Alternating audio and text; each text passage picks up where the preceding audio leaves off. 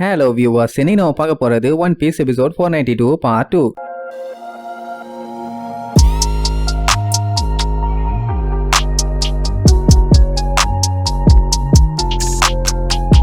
Open பண்ணா அந்த டோரிக்கோங்கிறவன் ஹங்கிரிலா பேர்டுன்னு சொல்லி கூட்டு போனால கூடவே லெஜெண்டரி இன்கிரீடியன்ஸும் இருக்குதுன்னு சொல்லியிருப்பான். சொல்ல போனா அதுக்காக தான் இவங்க இந்த ஐலாண்டுக்கே வந்தாங்களாமா. ஆனா அதை தேடி போனா கண்டிப்பா உயிரோட வருவாங்களா இல்லையாங்கிறது கேரண்டியே இல்லாமா. இவ்வளவு பவர்ஃபுல்லா இருக்கான், பட் இருந்தாலும் அவனுக்கே உயிருக்கு உத்தரவாதம் இல்லைன்னு சொல்லும் போது அப்ப அது எந்த அளவுக்கு டேஞ்சரான ஒண்ணா இருக்கும். ஆனா இவங்க மட்டும் அந்த மீட்டோட டேஸ்ட நாக்கில வச்ச அடுத்த செகண்டே அதுல அந்த அளவுக்கு செம டேஸ்டான இனிப்பும் ஸ்மெல்லும் வேற லெவல்ல இருக்குமாமா. சொல்ல போனா அது வேர்ல்டு ஃபேமஸான ஃபுட். இப்படியே இவங்க ஜாலியா பேசிட்டே போவாங்க. போற இடம்லாம் கொஞ்சம் வித்தியாசமா தான் இருக்கும். சாப்பிட அப்படியே தண்ணியை எட்டி பார்ப்பான், பியூர் வாட்டரா இருக்கும். அப்படியே மூஞ்சி கண்ணாடி மாதிரி தெரியும்னா அப்ப எந்த அளவுக்கு கிளீனா இருக்குது. ஆக்சுவலா இந்த இடத்துல ஏகப்பட்ட வெரைட்டில எக்கச்சக்க டேஸ்டான ஐட்டங்கள்லாம் இருக்குதுங்க. அந்த டேஸ்ட் எல்லாத்தையுமே சாப்பிட ஆரம்பிச்சிட்டாங்கன்னா இங்க இருந்து யாருக்குமே போறதுக்கு மனசு வராது. அப்படி இப்படின்னு இந்த ஐலாண்ட பத்தி இன்னும் நிறைய விஷயங்கள் சொல்லிட்டே வருவாங்க. ஆனா லூஃபிக்கு அதை பத்தி எல்லாம் கவலை இல்ல. அந்த ஹங்கிரிலா பேர்டு எங்க இருக்கு, அதோட டேஸ்ட் நல்லா இருக்குமான்னு அதை பத்தி தான் ஆர்வமா கேட்டுட்டு வருவான். உடனே டோரிக்கும் அப்படி சொல்லாதப்பா, நேக்கும் பசிக்குதும்பான உடனே லூஃபியும் எனக்கும் பசிக்குதும்பான். வச்சு நமி பச்சை பச்சையா திட்டுவா. ஏண்டா ரெண்டு பேரும் சரியான தீனி பண்டாரங்களா இருப்பீங்க போல.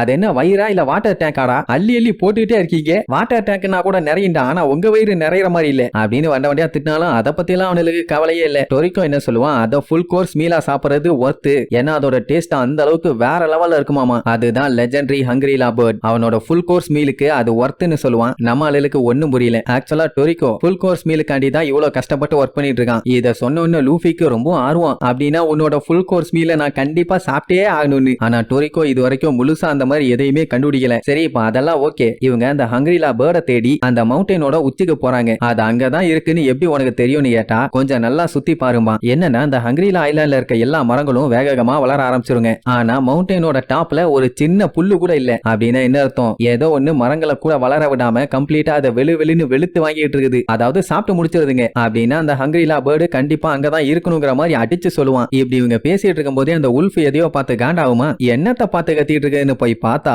பெரிய சைஸ்ல ரெண்டு கரடிங்க. ஐயோ இதுங்க என்னன்னு கேட்டுட்டு இருக்கும் போதே திடீர்னு பின்னாடி ஒண்ணு வந்துரும். சோ இப்ப நம்மளால எல்லாம் மொத்தமா ரவுண்ட் கட்டிருச்சுங்க. இதுங்க தான் கொம்பு வச்ச கரடிங்க. இதோட கேப்சர் லெவல் 2. லூஃபி பார்த்துட்டு இப்ப என்ன இது எல்லாத்தையும் அடிச்சு தெரிவிக்க ஒண்ணுமா, காலி பண்ணிடுறேன்னு அட்டாக் பண்ண போவான். ஆனா டோரிக்கோ வேண்டானிடுவான். அட மேட்டர் என்னன்னா இதுங்க கூட சண்டை போட்டு ஜெயிக்கிறது ரொம்பவே கஷ்டம். அண்ட் அது மட்டும் இல்லாம இதுங்களோட டேஸ்டும் அந்த அளவுக்கு ஒர்த்தா இருக்காதாமா. எதுக்கு தேவையில்லாம சண்டையை போட்டு எனர்ஜியை வேஸ்ட் பண்ணும். அதனால நம்ம இங்க இருந்து தப்பிச்சு வரலாம்னு சொல்லி குடு குடு குடுன்னு அங்க இருந்து ஓட ஆரம்பிச்சிருவான். அட சண்டால பயல கழட்டி விட்டு ஓரியாடான்னு எல்லாம் அடிச்சு புடிச்சு வேகமா ஓடுவாங்க. போறப்ப நம்பி சொல்லுவா, இதுக்கு முன்னாடி அந்த பண்ணைகளை அடிச்ச மாதிரியே இதுகளையும் அடிச்சு தெரிக்க விட வேண்டியதானு. ஆக்சுவலா டோரிக்கோ அவன் சாப்பிடாத எதையுமே கொல்ல மாட்டான். அதுதான் அவனோட லைஃப் ரூல். சோ இப்போதைக்கு நம்ம ஓட மட்டும் செஞ்சா போதும்னு சொல்லிட்டு குடு குடு குடு குடுன்னு ஓடுவாங்க. லூஃபி அதான் ரைட்னு சொல்லிட்டு அவன் பாட்டுக்கு ஓடுவானா. இப்படி இவங்க ஓடிட்டு இருக்க இடையில எல்லாம் அந்த கரடி வரும். லூஃபி அதை புடிச்சு மண்டையோட ஒரே மிதியா மிதிச்சு திருக்க விட்டுருவான். சோ இப்படி அவங்க அடிச்சு புடிச்சு கிட்ட இருந்து எஸ்கேப் ஆகி ஓடும் போது திடீர்னு ஏதோ ஒண்ணு அதோட ரெக்கையை வச்சு ஒரு ஆட்டு தான் ஆட்டும். அதுல அந்த இடத்துல பெரிய சூறாவளியே கிளம்பும். அதுல அந்த கரடிகளே பிச்சுக்கிட்டு போயிருங்க. அப்ப நம்மளால பத்தி தனியா சொல்லவா வேணும். அவங்களும் கண்டபடி காட்டுத்தனமா தெரிச்சு பறப்பாங்க. நல்ல வேலை லூஃபி புடிச்சுக்குவான். அதுக்கப்புறம் என்னன்னு பார்த்தா அது பயங்கரமான ஒரு பேர்டு, பெரிய சைஸ்ல இருக்கும். டோரிக்கோ பார்த்த உடனே சொல்லிடுவான், இதுதான் அந்த ஹங்கிரிலா பேர்டுன்னு.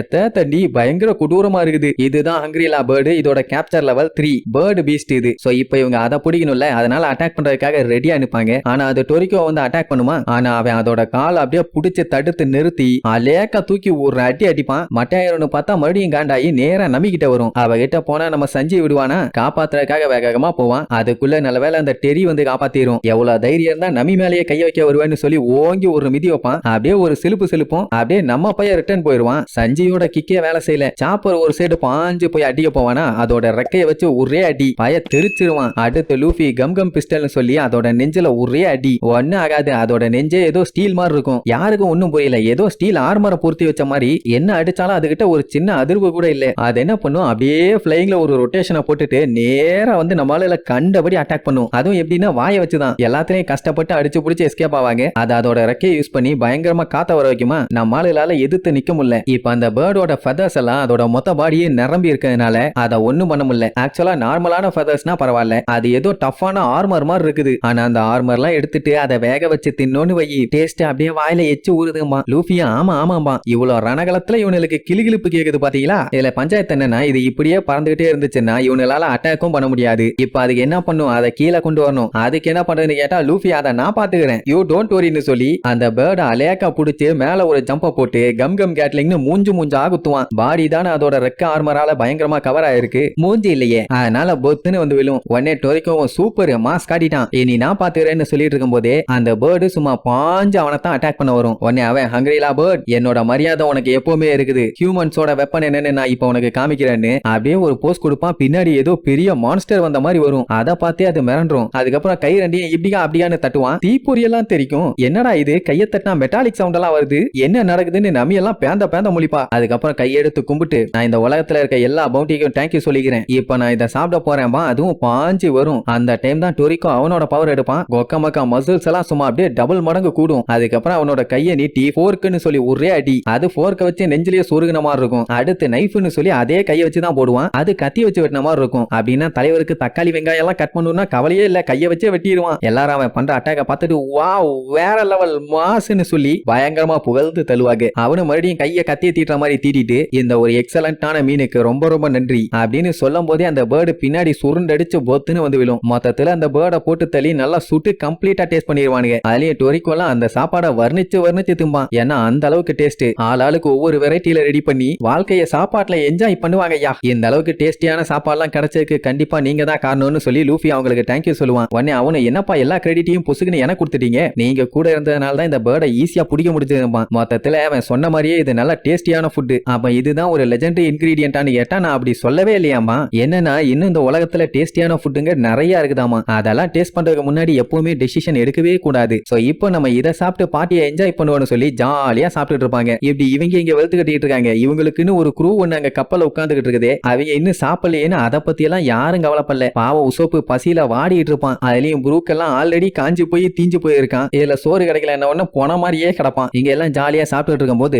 நமி அந்த பொடி பையகிட்ட சூப்பு கொஞ்சம் கேப்பா. ஏன்னா அந்த பைய பண்ற சூப்பு டேஸ்ட் அல்லுது, கொஞ்சம் வெயிட் பண்ணுங்கன்னு சொல்லிட்டு அவன் டப்பால இருந்து ஒன்னு எடுப்பான். என்னடானா இதுதான் ஸ்பைஸ் சீட்ஸ் ஆமா, இதைத்தான் இவங்க கலெக்ட் பண்ணிட்டு இருந்தானாமா. இதை மட்டும் இந்த சூப்ல போட்டா இதோட பிளேவரே கம்ப்ளீட்டா மாறிடும். டேஸ்ட் சும்மா அல்லுன்னு சொல்லிட்டு இருக்கும் போது திடீர்னு காட்டுக்குள்ள இருந்து ஏகப்பட்ட கண்கள் பார்க்கவே பயங்கரமா இருக்குதுங்க. என்னதுன்னு பார்த்தா அடுத்த செகண்டே அவ்வளவுதான் அவங்க ரெண்டு பேத்தையுமே அலையக்க அள்ளிட்டு போயிருச்சுங்க. இங்க இவனு அதெல்லாம் நோட் பண்ணாம ஜாலியா சாப்பிட்டு என்ஜாய் பண்ணிட்டு இருப்பானுங்க. அவ்வளவுதான், டாடா பை பை, see you.